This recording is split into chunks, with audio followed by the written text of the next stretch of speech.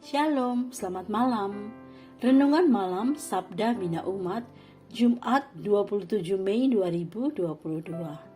Firman Tuhan malam ini terambil dari Kisah Para Rasul 18 ayat 9 sampai 17. Demikian firman Tuhan. Pada suatu malam berfirmanlah Tuhan kepada Paulus di dalam suatu penglihatan. Jangan takut. Teruslah memberitakan firman dan jangan diam, sebab aku menyertai engkau dan tidak ada seorang pun yang akan menjamah dan menganiaya engkau, sebab banyak umatku di kota ini. Maka tinggallah Paulus di situ selama 1 tahun 6 bulan, dan ia mengajarkan firman Allah di tengah-tengah mereka. Akan tetapi setelah Galio menjadi gubernur di Akhaya, bangkitlah orang-orang Yahudi bersama-sama melawan Paulus, lalu membawa dia ke depan pengadilan. Kata mereka, ia ini berusaha meyakinkan orang untuk beribadah kepada Allah dengan jalan yang bertentangan dengan hukum Taurat. Ketika Paulus hendak mulai berbicara, berkatalah Galio kepada orang-orang Yahudi itu, "Hai orang-orang Yahudi, jika sekiranya dakwaanmu mengenai suatu pelanggaran atau kejahatan, sudahlah sepatutnya aku menerima perkaramu. Tetapi kalau hal itu adalah perselisihan tentang perkataan atau nama atau hukum yang berlaku di antara kamu, maka hendaklah kamu sendiri mengurusnya. Aku tidak rela menjadi hakim atas perkara yang demikian." Lalu ia mengusir mereka dari ruang pengadilan.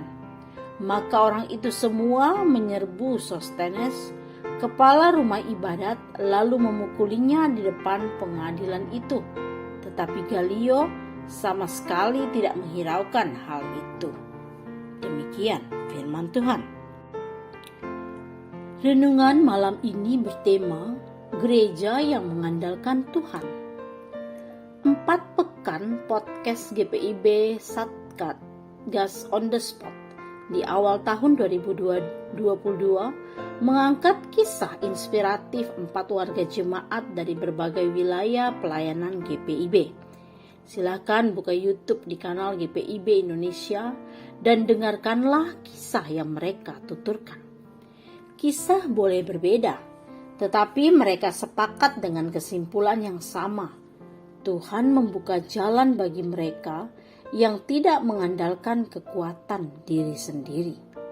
Saudara terkasih, perjalanan misi Paulus melewati banyak pulau dan daratan bukan tanpa tantangan internal dan eksternal.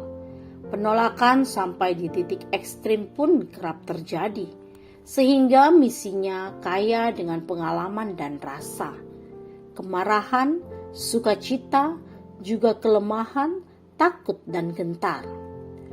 Pada titik ini Tuhan melawat dan memulihkan, memampukan dan menjanjikan penyertaan. Lawatan Tuhan menjadikan Paulus bertahan di Korintus hingga 18 bulan, mengiringnya melewati tantangan. Orang Yahudi mendakwanya di hadapan gubernur baru, Galio. Namun demikian, Paulus bahkan tidak perlu membela dirinya sendiri sesuai hukum Roma.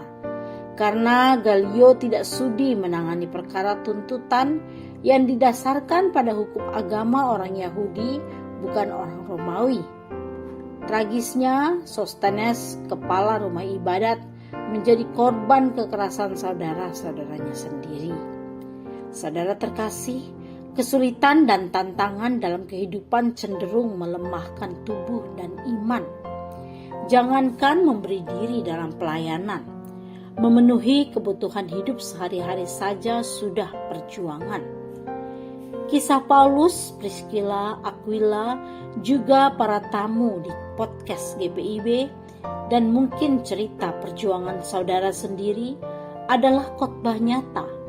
Lawatan dan janji Tuhan Yesus itu hanya bisa dibuktikan ketika saudara dan saya sebagai gereja tekun dan jujur dengan terus menggantungkan asa kepada Tuhan. Di situ kita punya kekuatan untuk tetap bergerak dan berkarya. Tuhan sedang bekerja bersama kita. Doa malam ini, Tuhan yang menjamin kehidupan, di hadapan-Mu kami tertunduk dan berserah diri. Biarlah kuasa-Mu yang nyata dalam hidup kami. Dengan demikian, kami punya kekuatan untuk mengatasi tantangan hidup yang tidak mudah dilewati.